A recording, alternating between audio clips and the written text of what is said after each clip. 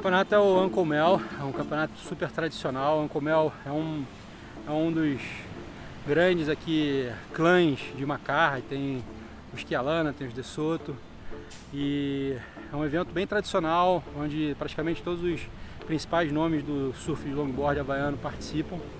Então é um campeonato que realmente quem está aqui participando e se destacando ganha respeito na ilha, e é muito importante estar sempre presente aí. E aí, Phil, passou a bateria?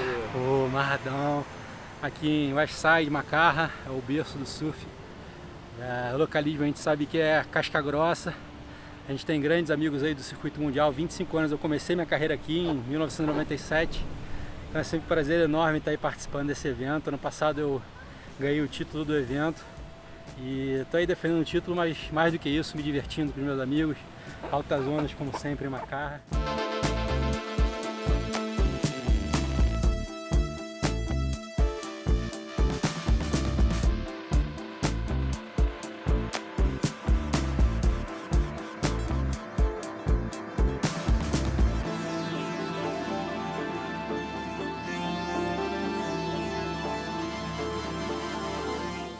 E aí, Phil, fala aí, irmãozão, como é que tá essa fase do Phil agora? Tá morando no Hawaii? O que tá rolando na vida do Phil aí?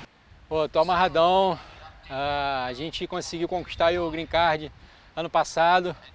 Então, através dessa conquista eu vim pro Hawaii realizar um sonho aqui de morar aqui no Havaí, né? Eu que vinha anualmente e acabava ficando a temporada. Nada melhor do que estar vendo essa realidade com a minha família. E tá aqui no Havaí, né? Depois de uma longa carreira de 25 anos de circuito mundial. Em 2006, quando a Hobie Surfboards fez um campeonato paralelo ao circuito mundial, eu ganhei o campeonato, ganhei a prancha. No ano seguinte, 2007, fui campeão mundial com as pranchas Hobie. A marca pioneira no surf mundial e que nunca tinha tido um campeão mundial na sua equipe. Então, a partir daí eu conquistei ali o meu lugar ao sol dentro da empresa, fui contratado pela empresa. Eles me ajudaram a entrar com o O1, que é um visto de habilidades extraordinárias. Eu fiquei durante muitos anos com esse visto O1 e em 2016 eu quis fazer um upgrade do O1 para o Green Card. E aí minha advogada falou, você tem já quase 10 anos do seu primeiro título mundial, então o ideal era que você tivesse ali entre os 3% no mundo. Então a advogada falou para mim e garantir que aquilo ali de fato fosse acontecer, né, sem algum risco de ser negado.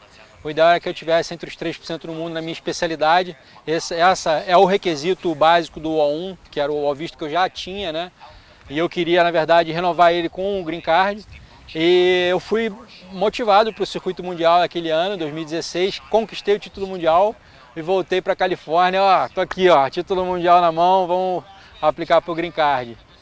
E aí deu tudo certo. A gente teve a aprovação no ano passado, depois de alguns anos aí de pandemia, muitas coisas que aconteceram, e estamos aí. E como é que tá o longboard profissional na vida do Phil? Bom, eu sempre amei o esporte que eu escolhi para ser parte da minha vida. Então o longboard para mim vai ser eterno. Enquanto eu tiver forças para estar dentro d'água, eu vou estar dentro d'água. E profissionalmente falando, eu fui praticamente forçado pela WSL a sair do circuito mundial. Durante muitos anos eles vieram aí tentando de várias formas, criando regras, na minha opinião, dando passos atrás no desenvolvimento do esporte. Não só a minha opinião particular, mas a opinião dos havaianos, a opinião de muitos australianos. A opinião de, posso falar, 97% das atletas do circuito mundial, quando essas regras começaram a ser colocadas, era de que aquilo ali era um passo atrás para o esporte. Que é mais nose ride, menos cutback. A WSL, quando comprou a ASP, empresa californiana, colocou em posição para o circuito mundial que o surf de longboard era o surf californiano. Então, surf californiano, pranchas largas, grossas, logs, monoquilhas, pranchas ideais para você fazer um surf bem clássico, que eu adoro fazer nas ondas californianas. Mas para mim longboard não se limita às ondas californianas. A gente tem o Havaí aí, que é o berço do surf mundial. Antes de existir a pranchinha, a galera surfava em pipeline de longboard, surfava o IMED de longboard. Enfim, o longboard é um esporte que não tem limite. E, na minha opinião, a WSL está fazendo marketing em cima do esporte californiano, já que na pranchinha o Brasil domina geral. Por mais que eles tentem, a gente conseguiu ali uma dominação nos primeiros do ranking do circuito mundial, e no longboard estava indo pelo mesmo caminho. Então eles conseguiram aí, através de várias atitudes, tirar os brasileiros do circuito mundial. Hoje em dia a gente não tem um brasileiro sequer na primeira etapa, na primeira divisão do circuito mundial de longboard no masculino, apenas a Chloé no feminino. E isso é muito triste, porque a WSL devia estar incentivando o esporte mundial e não se tornar a World California League, que na minha opinião acabou se tornando a partir do momento que a Califórnia comprou. Houve algum diálogo entre você e alguém que organiza o tour da WSL? Bom, o que aconteceu foi que logo após a pandemia, a WSL retornou ao circuito mundial. Muitos atletas, não só do longboard, mas da pranchinha, precisavam vistos especiais para poder entrar no país, nos Estados Unidos no caso, que ainda estava sob várias regras da pandemia. E eu solicitei a carta que era necessária durante 3 meses, antes da etapa do Mundial. A WSL me enrolou até o máximo que pôde. Quando me mandou a carta, faltando algumas semanas para a etapa do Mundial, mandou a carta errada, não era a carta, eles sabiam que não era a carta que eu precisava. Continuei insistindo na necessidade da carta para que eu pudesse estar participando do circuito mundial. Recorri ao Comitê Olímpico Brasileiro, já que o surf é um esporte olímpico atualmente, e o Comitê Olímpico, através do Comitê Olímpico Americano, conseguiu essa carta para mim e eu consegui entrar nos Estados Unidos. O pessoal acompanhou minhas lives aí, fiquei durante quase 2 semanas indo diariamente no consulado americano, ficando lá esperando, aguardando a WSL mandar as cartas que não mandavam. E quando eu cheguei nos Estados Unidos já estava literalmente começando a segunda etapa, já havia perdido a primeira etapa, que foi no Surf Ranch, e que nessa segunda etapa eles forçaram literalmente a barra para trazer um californiano, terceiro título mundial dele. A gente conhece o Joe Tudor, realmente o cara que quando começou a ver que o surf de longboard com todas as possibilidades não dava para ele. Ele é um cara muito talentoso, é um cara que é realmente muito importante para o esporte, mas na minha opinião ele é limitado ao surf californiano. Então ele foi um dos principais responsáveis quando começou a fazer esse movimento de que o surf de longboard devia ser o surf simplesmente californiano, caminhar na prancha, hang five, hang ten.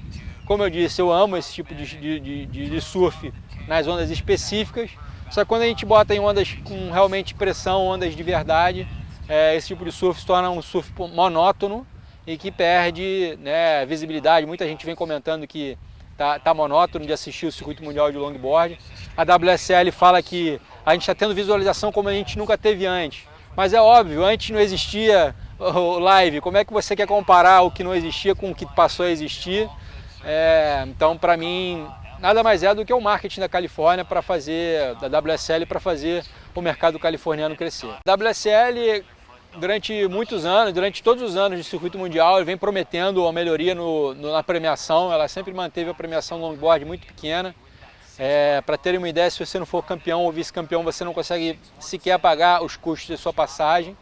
Então, nesse último ano em que eles começaram a forçar a barra para minhas notas ficarem lá embaixo, ainda tendo me adaptado aos critérios de julgamento do circuito mundial, tendo já conquistado o segundo título mundial em 2016 nos critérios novos de julgamento, surf clássico, e eles começaram a forçar literalmente as minhas notas para baixo. Eu nunca tinha visto na minha vida uma bateria onde eu precisava de 4.8, peguei 2 ondas totalmente diferentes e as 2 ondas eu tirei 4.7 numa mesma bateria, literalmente 1/10, 0.1 a menos do que eu precisava para passar a bateria. Então isso para mim foi uma demonstração nítida de que a WSL manipula o resultado, quis que eu estivesse fora do circuito mundial. Foi quando eu comecei a também expor a realidade dos atletas e questionar eles. Vem cá, todos os anos você falam pra gente que a premiação vai melhorar, que a gente vai ter uma premiação digna de um circuito mundial, onde os atletas se dedicam anualmente para viajar, para estar aqui participando do circuito mundial, mas a gente sequer consegue pagar os nossos custos com a premiação. Então isso foi talvez a gota d'água para a WSL aí na última etapa, ter literalmente me dado notas que quem viu a onda e viu a nota dá a impressão que o cara nem assistiu a minha onda surfada. Mas é isso, eu estou satisfeito porque eu estou defendendo a essência do esporte.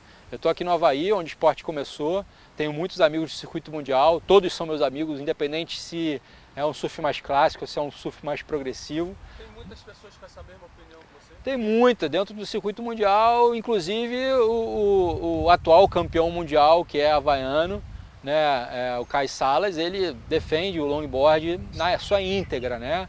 O próprio Kani Tsunami, que é vice-campeão mundial, havaiano também, a mesma coisa. A gente vê o Kani Tsunami surfando com a sua totalidade, ele faz aéreo, ele faz hang-ten, ele é capaz de fazer tudo. E aí você vê o Kani Tsunami surfando no critério atual da WSL, que você só pode surfar fazendo hang-ten, e você vê o quanto a pessoa está sendo limitada. Por que você acha importante se colocar nessa posição, expor teu rosto, ir contra a entidade gigante? O que tu acha qual o benefício disso?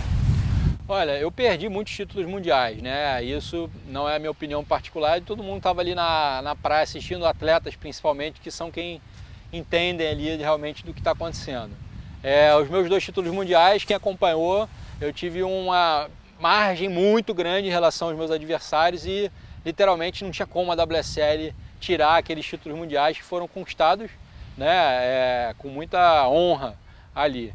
E assim, eu acho que eu como atleta, com uma carreira de 25 anos no circuito mundial, eu vi muita coisa acontecer e vi muita gente sendo calada no circuito mundial, muita gente falando o que pensa e recebendo notas baixas, e foi literalmente o que aconteceu comigo, eles me excluíram do circuito mundial.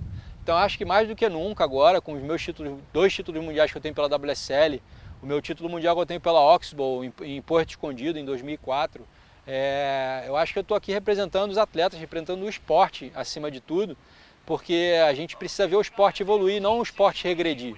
Então a WSL tem tomado atitudes, a gente vê o exemplo do surf de ondas grandes atualmente. Começou a crescer, começou a ganhar destaque, e a WSL comprou o circuito de ondas grandes para se tornar um circuito de uma etapa, né? E que a gente vê o que aconteceu com o circuito mundial de ondas grandes, e é o que acontece com o circuito mundial de longboard durante todos esses anos. O longboard cresce de uma forma orgânica, todo mundo começa no longboard, as pessoas curtem, né, o lifestyle do longboard. Se você não é um atleta que pega onda todos os dias, se você pega onda só final de semana, se você é um cara que ama surfar por diversão, você vai ter muito mais diversão no longboard do que numa pranchinha. Eu amo surfar de pranchinha também, mas estou falando assim, são proporções diferentes. Eu acho que talvez por isso a WSL tente fazer o máximo com que a pranchinha fique lá em cima e todas as outras modalidades relacionadas ao surf fiquem embaixo. Enfim, acho que é mais um resumão aí do que eu queria ter falado. A galera tá entrando na água, eu tenho que ir, irmão.